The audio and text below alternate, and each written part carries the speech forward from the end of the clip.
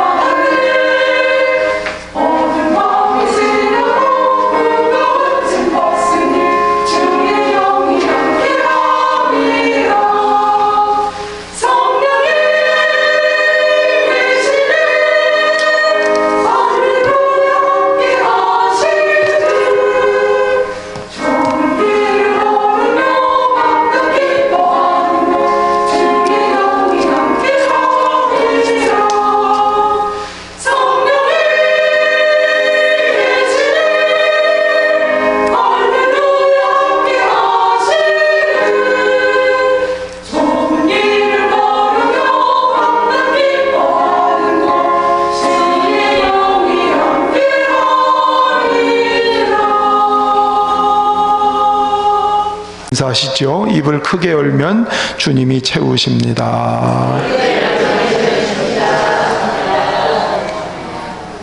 할렐루야. 감사합니다. 세상을 살면서 우리는 그리움이라는 정서를 갖고 삽니다. 뭔가 이렇게 그리워해요. 그 중에서도 부모님에 대한 그리움, 이것은 아마 인간이 갖고 있는 가장 큰 본능이 아닐까 싶습니다. 이미 세상을 떠나신 계시지 않는 부모님, 또 멀리 떨어져 계신 부모님, 우리 가슴 속에 늘 고향처럼 남아있는 게 부모이십니다. 이게 나이가 들수록 그런 게 더 들어요. 자꾸 나이가 들어가면 그런 그리움이 더 많아집니다. 그래서 가슴에 꽃을 이렇게 달고 카네이션을 달고 부모님의 은혜를 잊지 맙시다, 그런 뜻으로 기념하는 날을 정했지요. 미국 버지니아주 웹스터 마을에 자비스라는 부인은 일찍 돌아가신 그 어머니가 그리워서 가슴에 이렇게 카네이션을 달고 어머니를 잘 모시자, 그런 캠페인을 벌였다고 그래요. 그것이 처음에는 어머니 날이었죠. 그러다가 이제 어버이날로 바뀌어졌는데, 여러분 이 붉은색 카네이션이 무슨 뜻인지 아세요? 왜 이렇게 달았을까요?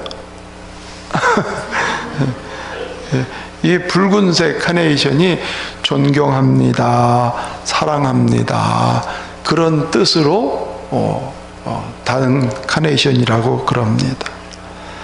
효는 아무리 강조해도 지나치지 않는, 인간이 사람에게 대하는 가장 큰 도리가 효라고 할 수가 있습니다.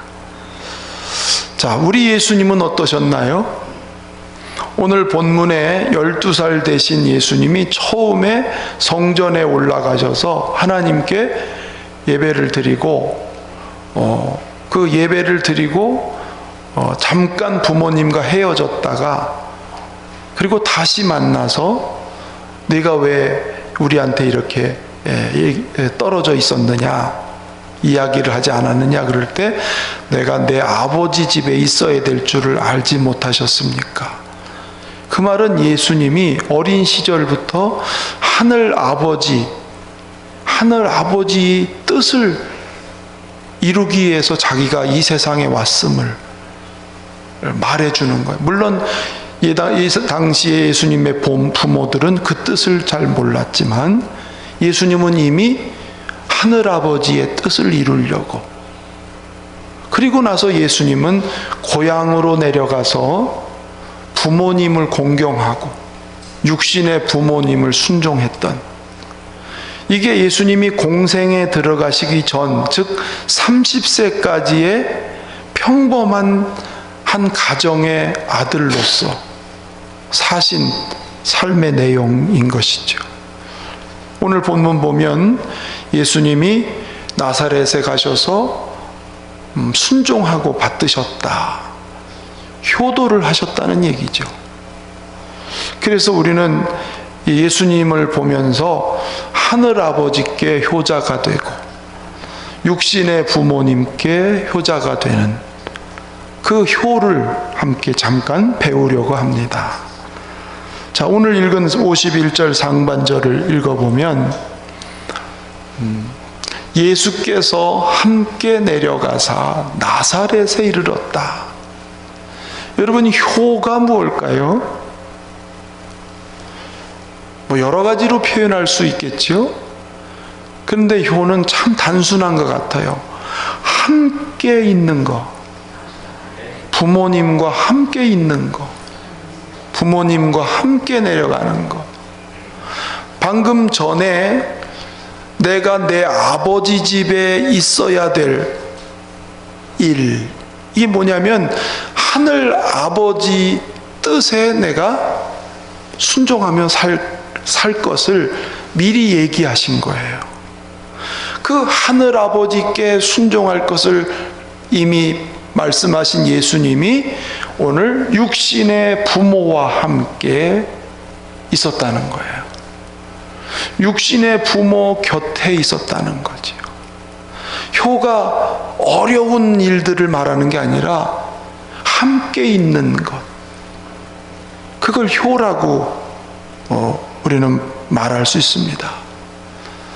어제 고속도로가 명절 때보다도 더 복잡했다고 그래요.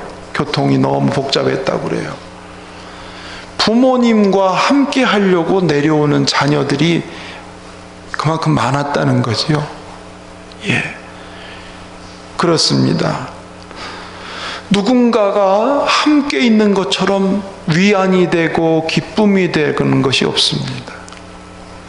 부모에게는 많은 돈이 문제가 아니고 함께 있을 마음이 있고 함께 있을 시간을 내는 것, 그것이 어쩌면 효의 출발이라고 말할 수 있는 것이죠.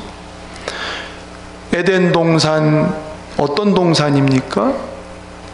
하나님이 당신이 만든 사람, 즉 자식과 함께 지내는 동산.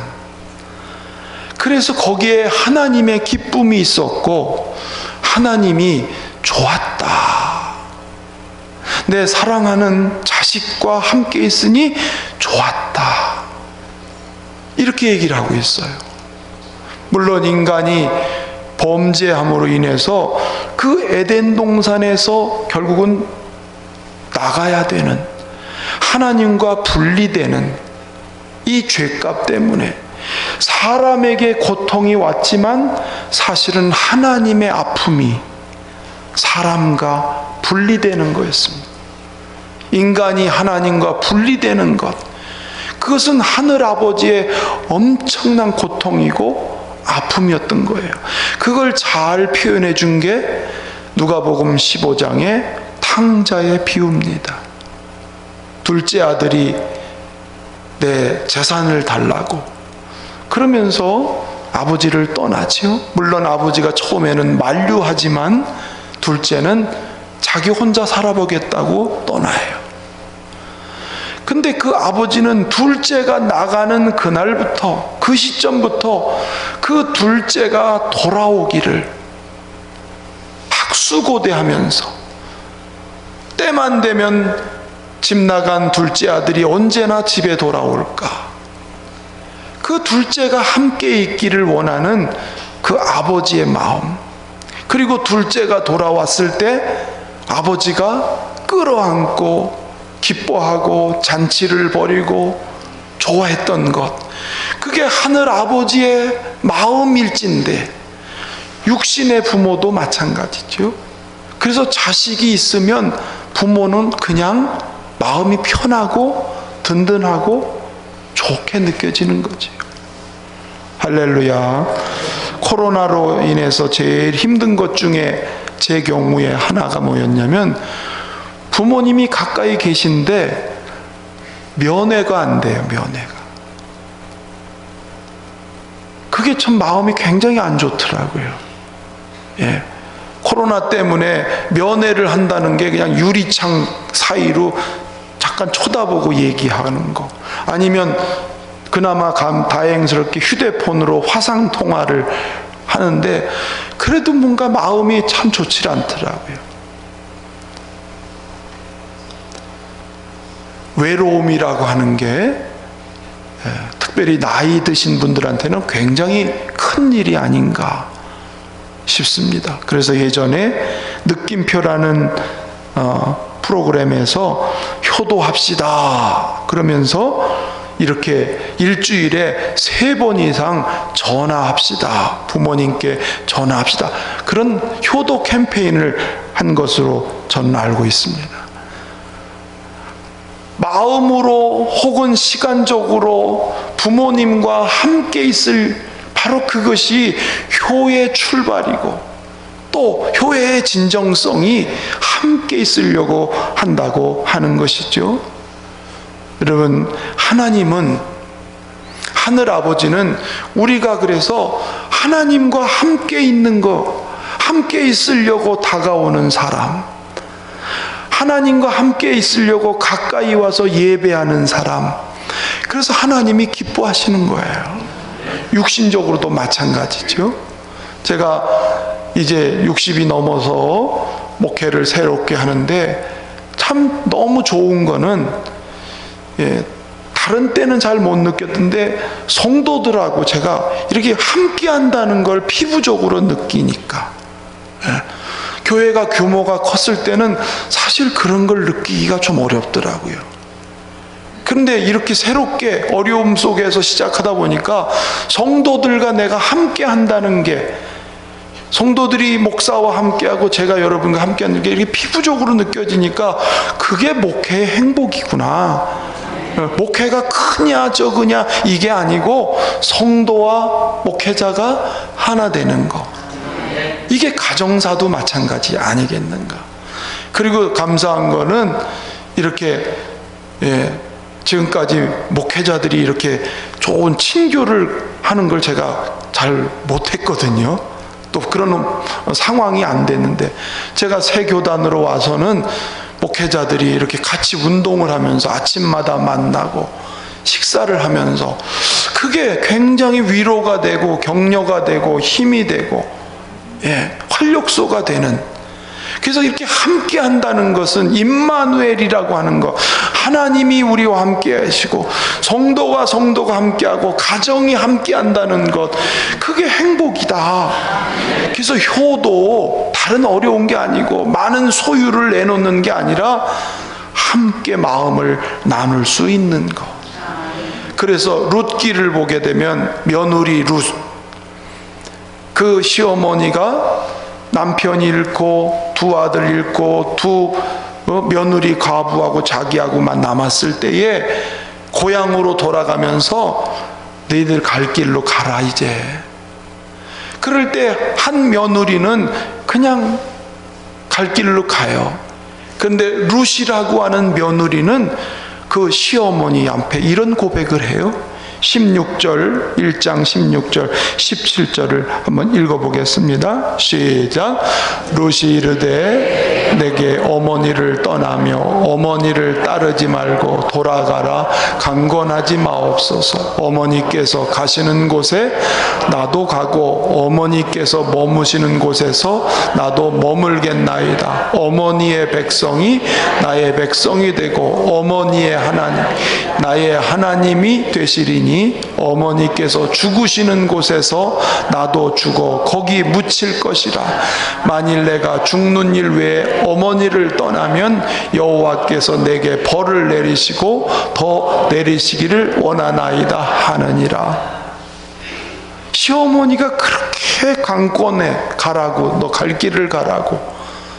그런데 며느리는 끝까지 어머니하고 함께 있겠다고.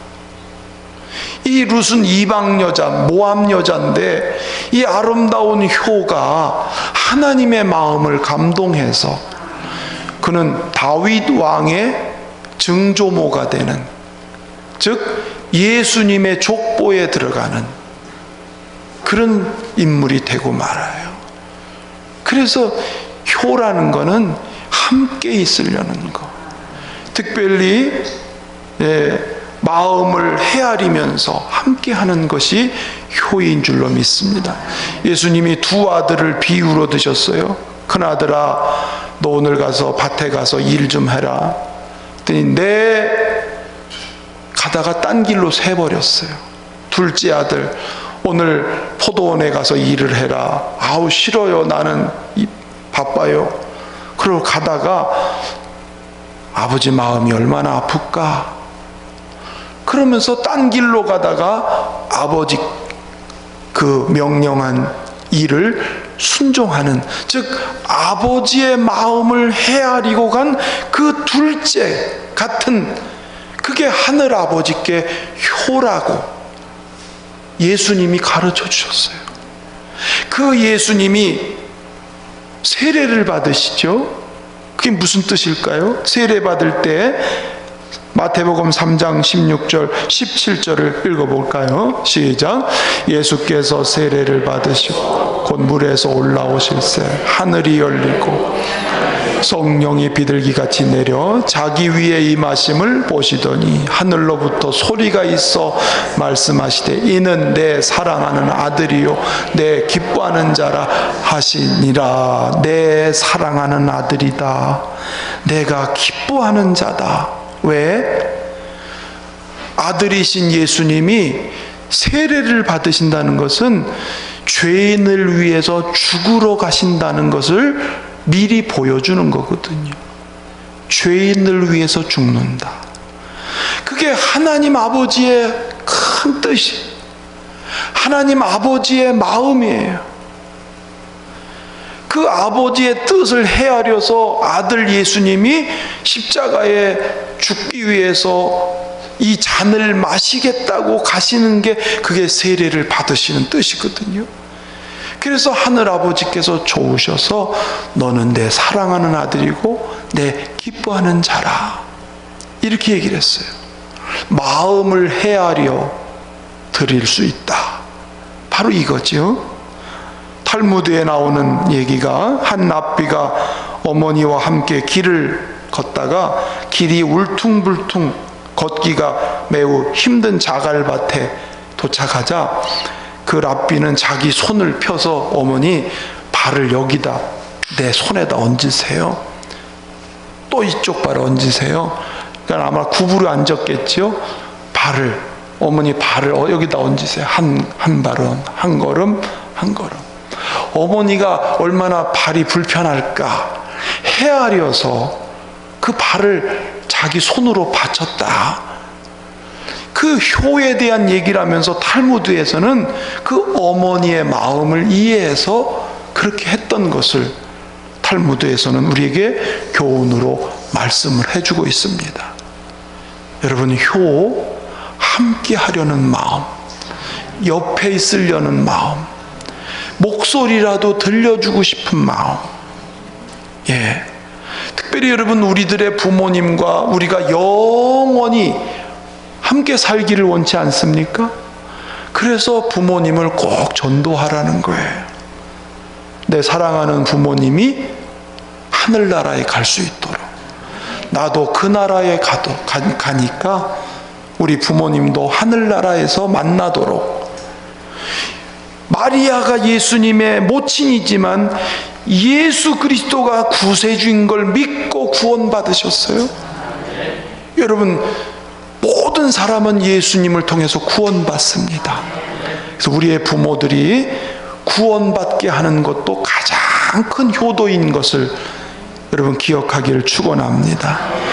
또 예수님의 효도는 51절 중하반부에 보니까 이렇게 말씀하세요. 예수께서 함께 내려가사 나사렛에 이르러 순종하여 받드시더라. 한번 합시다. 순종하여 받드시더라.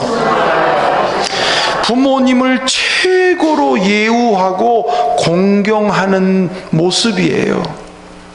이 순종이라고는 오비덴트라고 하는 이 말은 아주 공손하게, 아주 유순하게, 고분고분하게. 그러니까 예수님이 부모님께, 특히 어머니께 한 태도가 당신이 하나님의 아들이지만 육신의 어머니에 대해서 고분고분하고 유순하게 잘 받들었다고 하는 것입니다.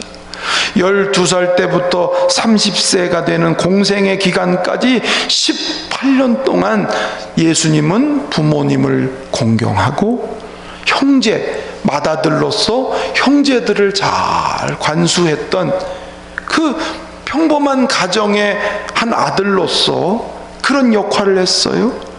아버지 요셉이 예수님 어렸을 때 세상을 떠나자 아버지의 업이었던 목수일을 예수님이 이어받아서 그 목수일을 해가면서 어머니를 공경했고 동생들을 건사했던 이 모든 게 다 사람들이 아는 거예요. 그래서 예수님의 별명이 뭐냐면 나사렛 예수, 나사렛 예수.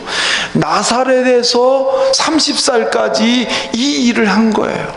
평범한 한 사람으로서 가정에서 부모님을, 형제들을, 가정일을 돌봤던 한 사람의 모습을 그렇게 얘기하고 있습니다. 예수님은 순종의 모습을 가나 혼인잔치에서도 보여주십니다. 친척집에 잔치가 벌어졌어요. 결혼식이 벌어졌어요. 근데 당시에 포도주가 결혼식에 떨어진다는 건 손님에 대한 큰 모독이었습니다. 이 사실을 알았던 마리아가 예수님께 이 집에 포도주가 떨어졌다. 그걸 예수님한테 고하는 건 아마 마리아는 예수님이 육신의 아들이지만 예수님은 무엇이든지 하실 수 있다라는 믿음이 있었기에 고한 거지요. 그때 처음에는 내 때가 되지 않았습니다. 내 때가 되지 않았습니다. 처음엔 그렇게 거절하셨지만 또 또 마리아가 두 번째 이제 종들한테 예수님이 무엇은 말씀을 하셔도 그대로 하라고 하니까 예수님께서 그 어머니의 요청을 거절하지 않고 하인들을 불러서 결국은 물이 변하여 포도주가 되게 하시는 어머니의 그 요청을 공손한 말로, 공손한 태도로 이루어 주신 거예요. 그러니까 예수님은 그 부모님께 하는 일이 계속 이렇게 공손한 태도와 순종의 모습으로 섬겼다고 하는 것을 잘 보여주고 있습니다. 특별히 받드시더라, 순종하여 받드시더라. 이 받드시더라는 것은 필요를 채워드리는, 필요한 것을 아까 얘기한 목수일을 하면서 경제적인 필요를, 먹을 것을 채워드렸던 예수님의 모습을 얘기합니다. 예수님 당시에 장로의 유전, 하나님의 계명을 오히려 무시했던 장로의 유전이 있어서 예수님이 책망을 하신 게 있어요. 한번 읽어보실까요? 마가복음 7장 10절 11절 시작. 공경하라 하고 또 아버지나 어머니를 모욕하는 자는 죽임을 당하리라 하였거늘 너희는 이르되 사람이 아버지에게나 어머니에게나 말하기를 내가 드려 유익하게 할 것이 고르반 곧 하나님께 드림이 되었다고 하기만 하면 그만이라 하고 부모님을 공경하라. 이게 하나님의 명령인데 장로들이 고르반 이 유전을 전통을 만들어 가지고 우리가 부모님에게 할 것이라도 하나님께 했으면 부모님에게는 안 해도 된다. 엉뚱한 전통을 만들었던 거예요. 하나님의 계명은 부모를 공경하라, 부모를 멸시하지 마라, 이렇게 분명히 엄명을 해주셨는데 그 부모 공경을 삭제해버리는, 하나님을 섬기는 것 때문에 부모 공경은 마치 생략해도 되는 것처럼, 그래서 예수님이 엄하게 책망한 그런 내용도 있는 거예요. 심지어 예수님은 십자가에 운명하실 때 당신의 육신의 어머니가 십자가 밑에 와서 울고 계셨잖아요. 그 어머니를 생각하면서 이 예수님은 자기의 사랑하는 제자에게 어머니를 부탁합니다. 요한복음 19장 27절 자 읽어볼까요? 시작. 또 그 제자에게 이르시되 보라 내 어머니라 하신대 그때부터 그 제자가 자기 집에 모시니라. 예수님이 내 어머니처럼 해달라 부탁을 해요. 누구냐? 요한, 사도 요한한테 자기 육신의 어머니 마리아를 부탁을 해요. 그래서 이 사도 요한은 마리아가 세상을 떠날 때까지 에베소라는 지역에서 그 마리아를 끝까지 모셨던 그런 이야기. 그래서 지금도 가보면 그 마리아 교회가 기념으로 세워진 것을 볼 수가 있습니다. 여러분, 우리는 부모의 필요를 때로는 있어야 될 것을 공급하고 채워주면서 공손하게 순종하는 가정이 되어야 할 줄로 믿습니다. 그래서 여러분 잘 하시겠지만 자식이 한다고 할 때 자식이 뭐 한다라고 하면 하게 두세요. 야, 나는 안 먹어도 배불러. 혹시 부모님이 그런 말 하시면 거짓말입니다. 부모도 먹어야 배부릅니다. 나 안 먹어도 배불러. 너나 먹어. 다 너나 먹어 그랬다가 나중에 다 자식들 먹고 나면 남은 거 잡수셔. 남은 거. 야, 난 안 먹어도 돼. 너 먹어. 이러다가 다 끝나고 남아있으면 그거 막 드셔. 그러니까 그런 말 하지 마세요. 난 안 먹어도 배불러. 이런 말 하지 마시고, 또 야, 늙은이가 뭔 돈이 필요하냐. 이 젊은 너희들이 돈이 필요하지. 이런 말도 안 하시겠죠? 또 온다 그러면 그래 와. 야 바쁜데 왜 와? 오지 마. 그러지 말고 오라고 그러십시오. 여러분 자식이 효도를 해야 그 자식이 복이 돼요. 효도를 가르쳐서 효도해야 그 자식이 잘 되는. 할렐루야. 가사문학의 송강정철이 한 말입니다. 어버이 살아실제 섬기릴랑 다하여라. 지나간 후이면 애달다 어찌하랴. 평생에 고쳐 못할 일이 이뿐인가 하노라. 부모님 살아가실 때 다 잘 섬겨라. 돌아가 나시고 나서 후회하고 애달퍼해도 소용이 없다. 한평생 할 일, 이건 지금밖에 기회가 없다. 그렇게 얘기를 했습니다. 우리 모두가 다 하늘아버지께 효자가 되시고 땅의 육신의 부모님께 효자가 되기를 주의 이름으로 축원합니다.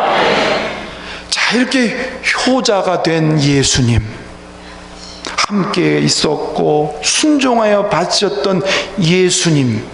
자, 이제 그 예수님의 인생이 어떻게 됐나 보실까요? 52절 가서 보십시다. 52절 시작. 지혜와 키가 자라가며 하나님과 사람에게 더욱 사랑스러워 가시더라. 참 중요한 게 하나님과 사람에게 더욱 사랑스러워 가시더라. 우리말에도 효는 만 가지 행실의 근본이라고 그랬습니다. 효를 보면 그 사람의 행동 만 가지를 다 알 수 있다, 그런 말이죠.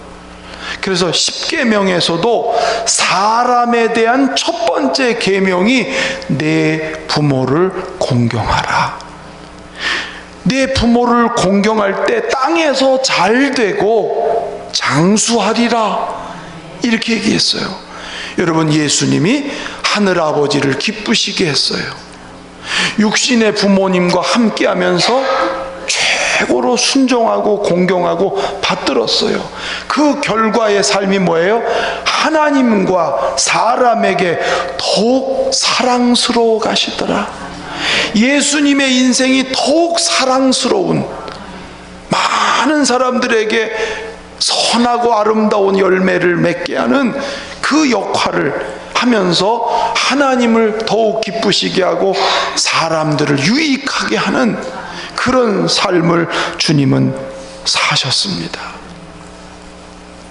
역사에 큰 업적을 남긴 에브라임 링컨이 세계에서 그렇게 유명한 역할을, 선한 역할을 했는데, 그는 가난하지만 어머니의 기도가 그의 밑거름이라고 그랬어요. 너무도 가난한 그런 어린 시절을 살았는데 어머니가 늘 기도하면서 그를 길렀대. 그래서 링컨은 커서도 나는 어머니의 기도를 잊을 수가 없습니다. 그 어머니의 기도를 잊을 수가 없고 어머니가 돌아가시면서 마지막 한 말을 자기는 잊을 수가 없습니다. 그 어머니가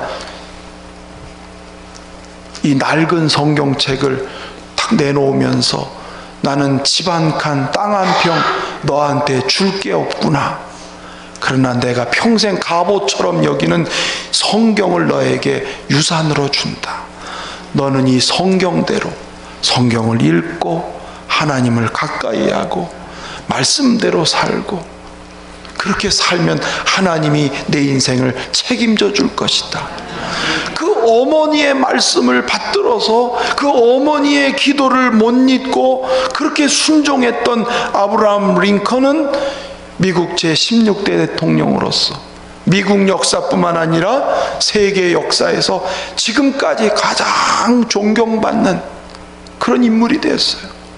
세계적인 거부라고 하는 록펠러라고 하는 사람도 어머니의 유언을 순종하러 받들었어요.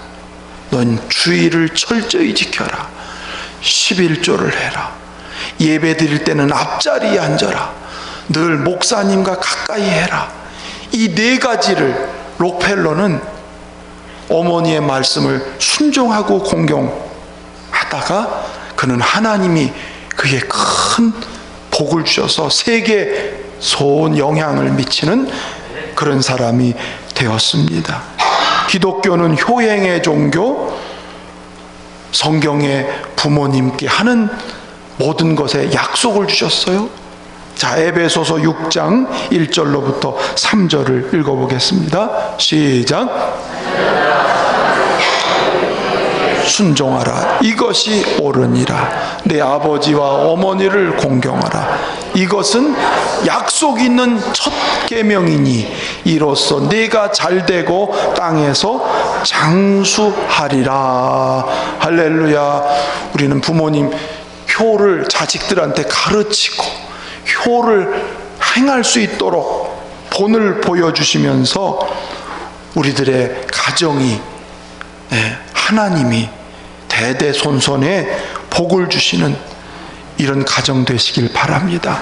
하늘 아버지께도 효자가 되고 육신의 부모님께도 효자가 돼서 약속이 여러분 가정의 자손대에 다 이루어지기를 주의 이름으로 축원합니다.